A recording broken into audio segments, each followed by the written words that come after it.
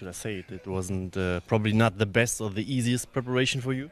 I'm not going to say this year was easy because last year was, can I say a bitch? Last year was a bitch. I think that's probably right. Last year was a struggle. Last year was flipping a coin. Am I going to make it? Flipping a coin. Should I do it? This year it was like, okay, at 8 blood transfusion from my 2 bleeding ulcer, had a broken jaw from the last Olympia. I'm like, what else could go wrong? So you take away those factors and you clear your mind, and I'm not going to think about anything. I'm just going to go to the gym. I'm going to train. I think the hardest part for me this Olympia was I started just prep driving 2.5 hours every day to the gym and 2.5 hours back home. Really? But again, I had the mind frame of I'm going to treat it like it's a 9-to-5 job, and I have to leave my house in the morning to go to work, and work is over, and I have to drive back home. And that's not crazy. No, I think that's pretty smart. It kept me focused and grounded as if I'm going to work, and that was it.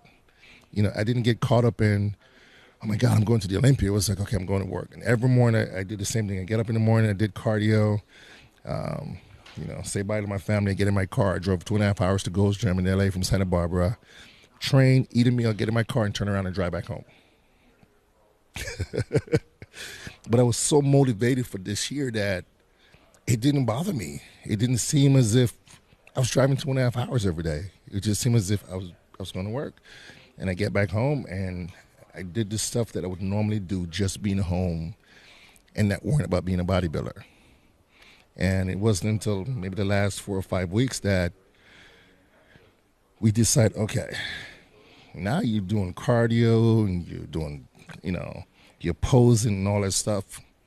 It's best if you stay in LA and train. And even then, I still treat it like I was get up in the morning and going to work. So yeah, this year prep, I was a little bit more at ease, a little bit more focused, and I had no stress. And what's next, or what is in how you will do it in 2019, or what will happen? Do you think Phil will take a year off and come back just in 2020, or you think he will be back in next year? That's the $1 million question. Oh, no. I'm sorry. You know what I think? What is the $1 million question? Who was checking Sean's account? Will be Kai back in 2019? And that's what I wanted to say. For me, the ideal situation would be, I know this might sound crazy because I can't even believe I'm saying it, but the ideal situation for me would to have Kai Green, Phil Heath, Dennis Wolf, Sean Rhoden. Because that was 2012, 2013, 2014. In my mind, that's what I would love to see on stage.